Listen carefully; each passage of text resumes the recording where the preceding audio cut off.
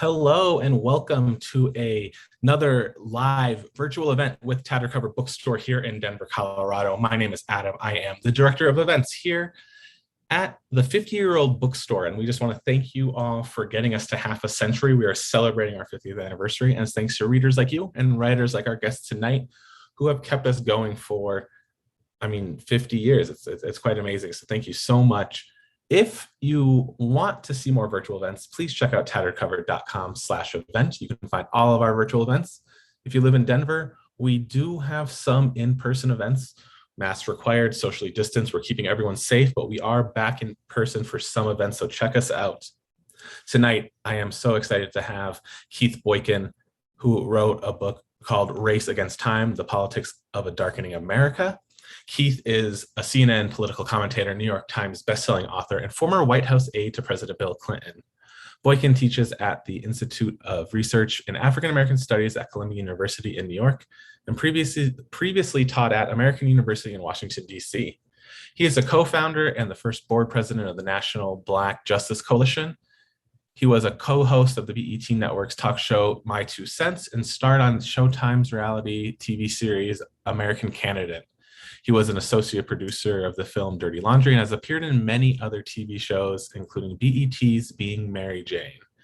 A graduate of Dartmouth College and Harvard Law School, Boykin is a Lambda Literary Award-winning author of 4 books, and he currently lives in New York City. Keith, thank you for joining Tattered Cover virtually. How are you doing tonight?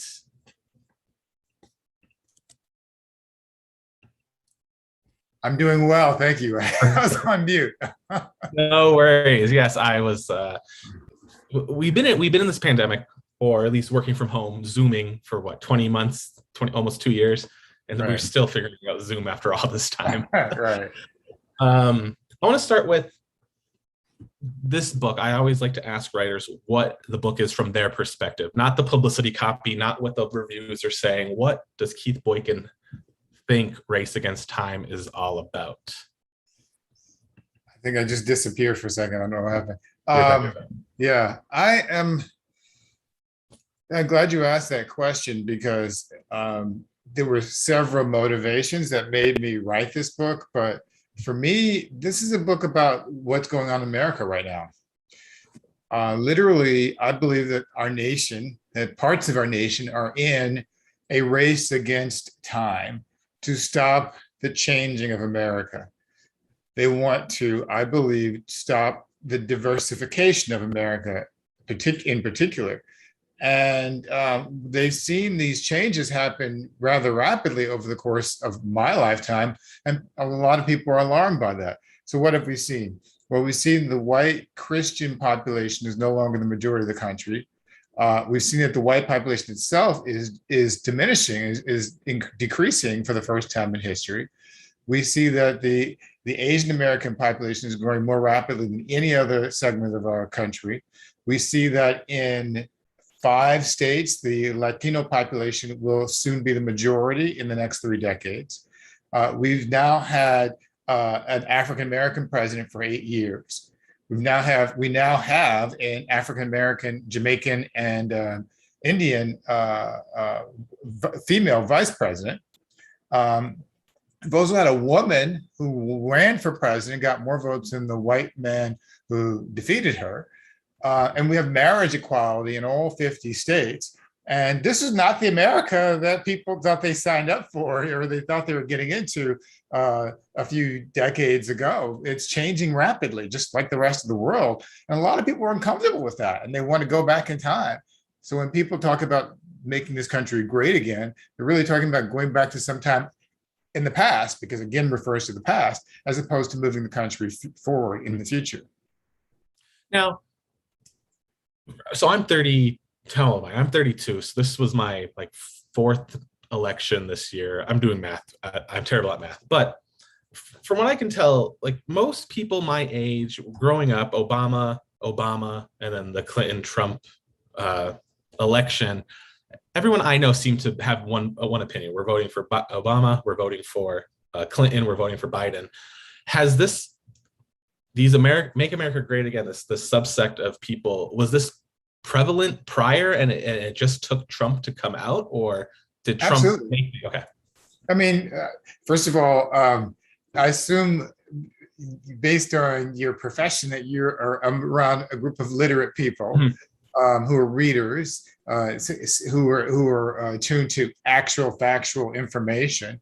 And yet we have 74 million people who voted for Donald Trump in the last election. That's more people than voted for any other candidate for office ever, except for Joe Biden. That's more people than voted for Barack Obama in either of his two elections, or voted for Hillary Clinton when she ran for office. And yes, the population is increasing, but not significantly enough to account for that number of people who voted for Donald Trump. So I think sometimes we can live in these cocoons and sort of isolated bubbles and silos, and we don't really realize that there are people out there who think differently from us, and we don't often, even when we hear it, we don't often believe it, we don't challenge it. And so what has happened is basically America has been on the same trajectory since the beginning of the founding of the republic. We knew that race was an issue from the beginning when the Declaration of Independence was written, when the Constitution was ratified, as we moved into the 19th century, into the Civil War, in the Reconstruction period, in the post-Reconstruction period, to the Civil Rights era in the 1960s and 50s.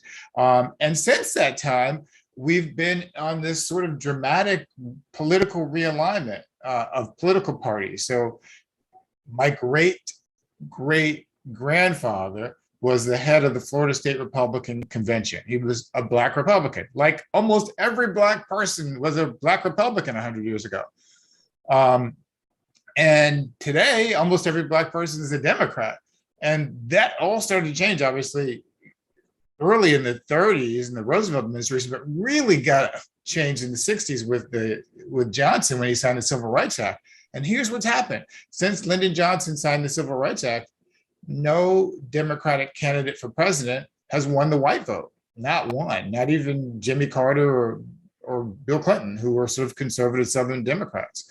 And this is a reflection of how our country is changing. White America is more identifying with the Republican Party. It used to be the party of my great-great-grandfather. And Black America and Brown America and Latinos and Asian Americans and Native Americans are almost all voting for Democrats. So we have two Americas. Barack Obama used to say we're one America, there's no red America, blue America. That's not true. We have two Americas in this country, and it's time we admit it. Is there a chance we could be one America, though? Or do you see it dividing further? Well, that is the $64,000 question. I mean, it could divide further or it could become unified. And I don't think either answer is guaranteed. And that's kind of the point I make in the book. I talk about this idea about time. People think that because demographics are changing, the time will inevitably create the change that people seek in the country. That the old people who held the racist, bigoted, xenophobic views will die off, and the younger people who are more open-minded and progressive will take over, and everything will be fine. But there's no guarantee that's going to happen. And especially when you have 74 million people running around who are influencing their children, their grandchildren, that's not something that's going to be accomplished easily. And so my fear is that people who want change to move forward in a progressive way, or open-minded way, or inclusive way may rest on our laurels, so to speak, and just assume that it's going to happen automatically. And the truth is we're going to have to work to make that change happen. As Dr. King said, time can be used constructively or destructively. Time itself is neutral. So it's our job to make sure that we use our time constructively so that we can have a more hopeful and possibly even more unified future. So it's not impossible, but it's not in any way guaranteed unless we do the work to make it happen. Yeah, and part of your book is urging readers to fight racism, xenophobia, homophobia, etc., all the phobias that the Christian right or whoever has. What things can we do now as an individual? What can I, sitting in Denver, do now to fight? It's a very basic question, but I feel like a lot of people don't know where to start. Yeah, well, I think that's a good point. I think the first thing that we can all do is educate ourselves. And that seems like it's kind of a basic and obvious answer, but it's the one thing that we often tend to overlook.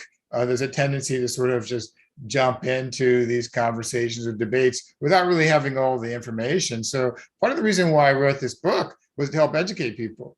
The book is divided in three parts. First part is about 2020, and everybody, we all lived through 2020, so we know what happened basically. But it's sort of a refresher, if you will, about that from a personal perspective.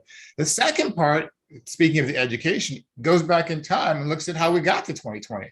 2020 wasn't an aberration. There was a whole process that led to 2020, decades, centuries that led us to this. There wasn't even the insurrection we had at the beginning of this year wasn't the first time we had an insurrection in this country. And so if we know our history, if we educate ourselves and we understand how this country has operated over the course of time, it gives us a better perspective in responding to people who disagree or critique or challenge us, gaslight us, even when we talk about the need for racial progress. And the third part of the book is about what do we do next, what steps we take forward. So there I make three proposals. The first is called atonement, and that is basically an entire chapter about white America's responsibility to understand the past, atone for the past, acknowledge the past, and take affirmative action, affirmative steps to sort of correct the effects of that. The second chapter of that section is called accountability, rather.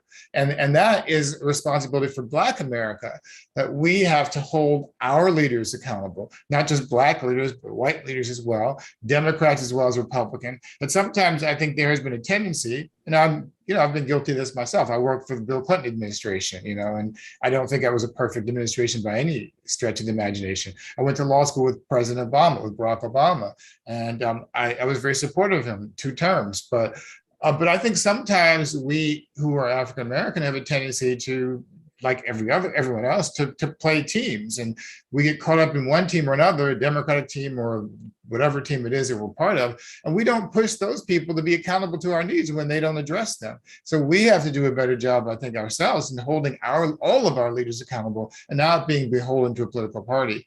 And then the third part is pushing for equality.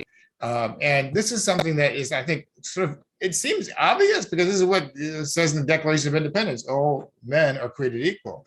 But when I talk about equality, I think we have to push toward the goal of equal outcomes and not just equal opportunities. The tendency, and I think in our civil rights legislation and our policy discussions, has been, let's focus on just creating equal opportunities, and then we'll all be free, we'll all be equal. But that's not going to work when one group of people has a 300-year head start on the other. So, I mean, in order for us to fully reach racial equality, we have to set the bar, set the standard, the goal at equality of outcomes. Whenever we see racial disparities in employment, in healthcare, in housing, in education, in criminal justice, and environment, we know that but for racial discrimination or systemic racism, those disparities wouldn't exist. Assuming, if you believe, and I think most people who think about these things do believe, that all people are created equal, there's no explanation for these disparities except for systemic racism. It's not like one group of people is necessarily better or worse at doing a particular job or being healthy or learning or any of those things. It's just that there have been systems in place for hundreds of years that have enabled one group of people and disabled another group of people. Mm-hmm. As you were talking, I was thinking, so Facebook is on my mind because the crash yesterday is just still irrelevant to what I was doing today. Do you feel social media has helped or hurt racial equality? Haven't been asked the question before. I don't know how to give you a quick answer to that, but I guess I can say this. I think it's been both. I think social media is a reflection of society at large. And so society at large can be helpful or unhelpful. I mean, on the one hand, we have a lot of misinformation that's being spread rapidly. Right-wing organizations and hate groups can organize quickly. Part of the reason why we were able to have an insurrection on January 6th is because they were organizing on places like Parler and on other groups where they could just sort of operate unfiltered and can communicate with one another in a way they couldn't do before social media. On the other hand, it also creates enormous opportunities for organizing on the other side, for people who are able to create movements that couldn't exist. I mean, the Black Lives Matter movement owes its existence in large part to social media. I write about this, I think it's in chapter, I can't remember, one of my chapters of the book I talk about the Trayvon Martin story and how the first time I heard about it was from social media. Before I heard about it from the mainstream media. And that's what inspired me to sort of get motivated to talk about it more. And as I recall the incidents that took place, the social media campaign and the campaign on the ground in Sanford, Florida, is what led the mainstream media to pay attention to it. So I think it's a wash. I don't think that social media is necessarily evil or good. I just think it depends on how we use it. Sure. Yeah. And most of what I find that's happening in the world is through Twitter still. I mean, usually it's news organizations tweeting it or, journalists like yourself tweeting it. But that's just the easiest way for me to find things instead of turning on Hulu TV and watching CNN. Right. I do want to talk just about the book in general and your writing and your background. You at the top of the show, you talked about why you want to write this. What was the process like? How long did this take you? What did it look like to get Race Against Time to where it is now? So another good question is that it should be easy to explain, but it's really not. Yeah, because that's why I asked it, because it is usually not an easy answer. I mean, technically, the simple, easy, quick answer, but it's not entirely accurate, is it took me about 3 months, actually 2 months to write. I literally started writing the book in earnest after the election of last year, and like mid-November, and finished in January. So that was about 2 months of actually writing. The longer, more complicated answer is that actually it was a process that had started years before. And I think in 2018, I can't remember which, but I was teaching a course at Columbia, and it was a course on race and politics. And at the end of the semester, I said to my students, it was during the Trump administration, I said, I should write a book about all this. It was just because, at the end of the semester, and the teacher sometimes does a summation of the course. So I was doing that. I was like, I should turn this into a book. And I kind of let it go because I was so busy as a CNN commentator, I didn't have a chance to sort of write a book. And then a couple of things happened. One, I got a message from one of my former students. And he approached me and asked me how the book was going. And I said, well, I haven't really done much on it. And so he offered to help with the book as a research assistant. So that made things a little bit easier. And then I had a conversation on CNN one day. During a break between segments, I was talking to presidential historian Douglas Brinkley, who's also an author. And he asked me what I was working on. And I mentioned to him that I was working on a book, but hadn't had time to get to it. And he said to me something to the effect of, well, your life will not be defined by one additional CNN appearance, but by the body of work you leave. And I thought to myself, I think he's got a point there. I'm racing around doing every day doing TV commentary, as opposed to giving some sort of long form explanation or understanding of what's going on. So that those two things combined kind of inspired me to take all those ideas and put them into this book. So I've been working on it for years, I guess, and basically throughout the entire Trump administration. Part of the research I did for the book was looking through my tweets. I was a regular tweeter during the Trump administration, so I would or Twitterer, as my mom calls it. So I was just regularly tweeting about everything. And I just go to my Twitter page and just search a particular topic, and I'd find articles about this or that. So Twitter has become a very helpful research source for me, just looking at my own Twitter feed, because I'm always posting articles and connecting to other sources that are helpful for me. So that's a long-winded answer to say it's been a process. It's been a process, put it that way. No, and I can understand that. One question we have, and I'll just ask it now, is: Are you planning on writing more books similar to this anytime soon, or because I think your last book was 2012, so it's been a while since you published something long form. Are you gonna? Yeah.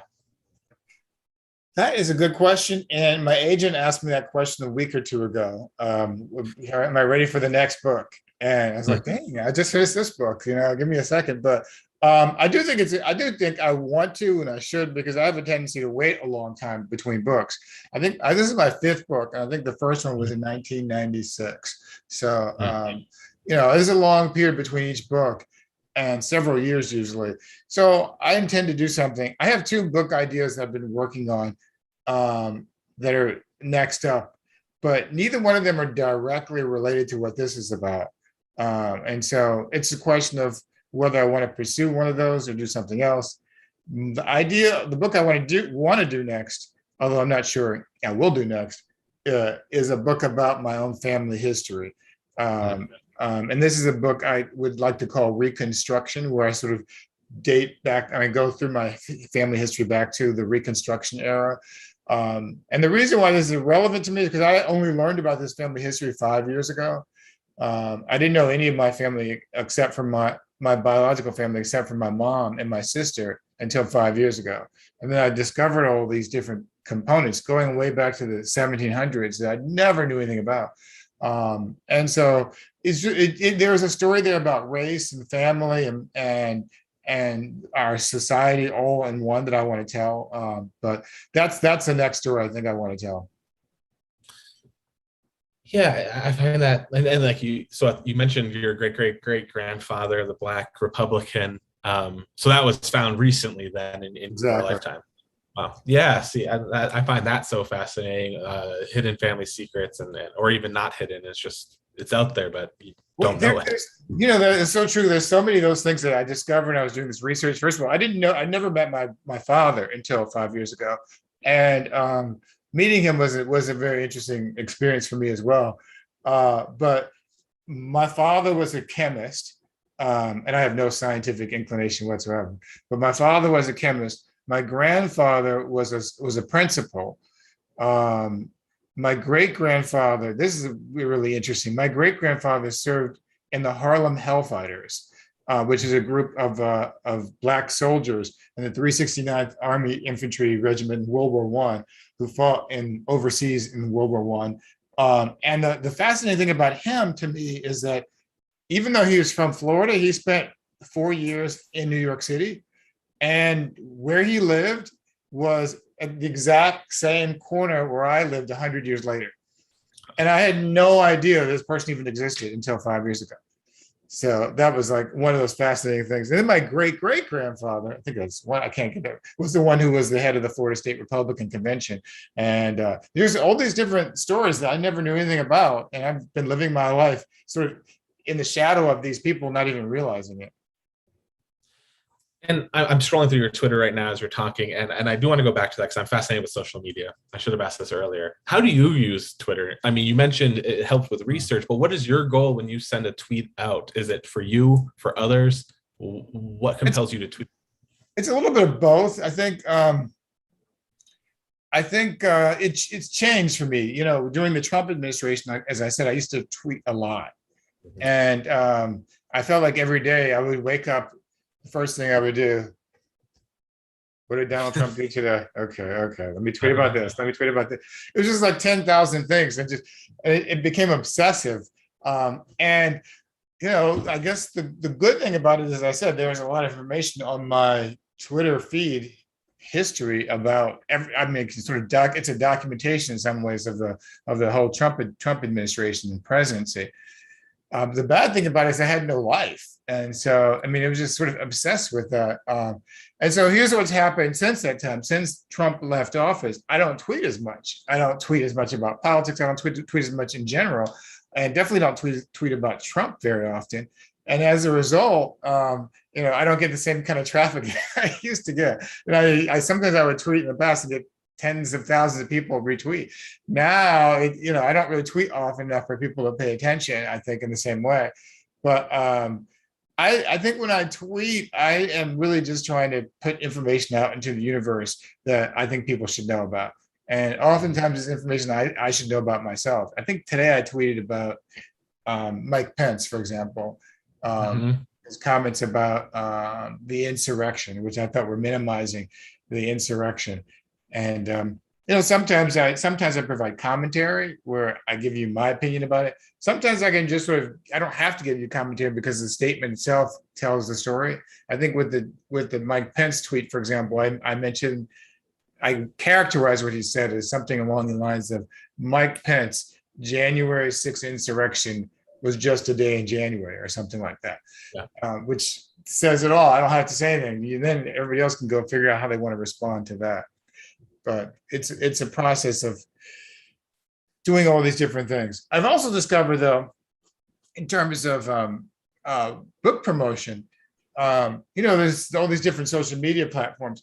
And I found that, honestly, I think that Instagram, strangely enough, has been most useful for me in terms of promoting the book. Because for me, it seems that Instagram is the place where I have the most followers, not numerically, but the most followers who actually want to see me as a person, care about me as an individual. Whereas in Twitter, I feel like I'm confined to this political space. If I don't tweet about politics or race, or something particularly about those two issues, they really don't care what I have to say. But in Instagram, I can do whatever, and I feel like I have a lot more freedom to say whatever, post whatever. And in Facebook, I really don't pay attention to Facebook that often. So You mentioned the advice was you're not going to change the world with one more CNN appearance, but you can with the book. What's your future in political commentary on TV, and then more broadly, what's the future of political media in general? Yeah, it's a good question because they're related. I think what's happening at CNN right now is that there has been a pullback from political commentary ever since the coronavirus pandemic started. First, that sidelined most of the political commentary because 95 to 99% of the content from March of 2020 until at least May of 2020 was all either COVID related or the effects of the pandemic. And there was no space for any political commentary at all during that time. And then we started to see a little bit of political commentary last summer with the political conventions and the choosing of Kamala Harris as the vice presidential nominee for Joe Biden, and throughout the election and into the insurrection and the inauguration. But that commentary was really mostly, I think, journalistically based. It wasn't, I think, at least for CNN, most of the commentary was bringing on either the people who were covering these issues on a daily basis as beat reporters, and not so much sort of the outside commentators like myself who had a political opinion one side or the other.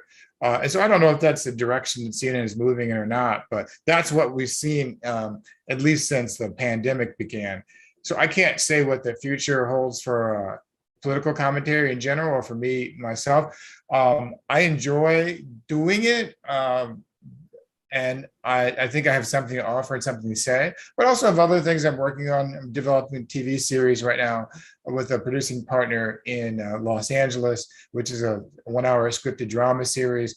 We're working with a development team and looking forward to sort of branching out in other spheres besides the political commentary. Also, I feel like one of the things I've discovered from talking about the book and being on tour, which I've been sort of doing from city to city, is that people really relate more to stories than they do to facts and figures and numbers. I've kind of always known this before, but it's the stories in the book that I talk about that really resonate with people.